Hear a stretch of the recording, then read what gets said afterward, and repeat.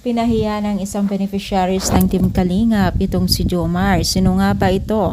So bago natin ipagpatuloy ng ating pag-support today's video, kung bago ka pa lang sa aking channel, please subscribe po, like, and pakita rin po natin guys ang notification bell upang ma-update po tayo tuwing ako po nag-upload sa mga viral and trending video.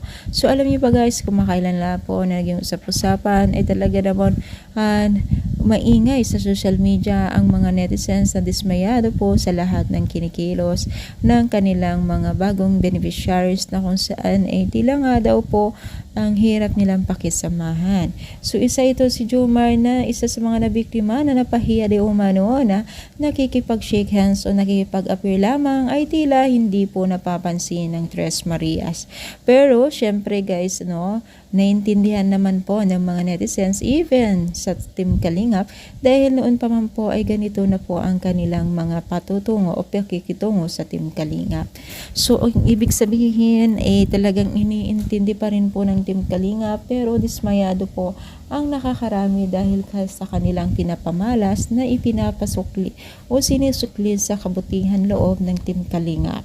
So isa sa mga request po ng mga netizens din po ay baka sakaling puro babae ang pwedeng mag-assist sa kanila, baka sakali daw na na naiilang sila sa mga kalalakihan, lalo't pa man po ang dami-dami nila.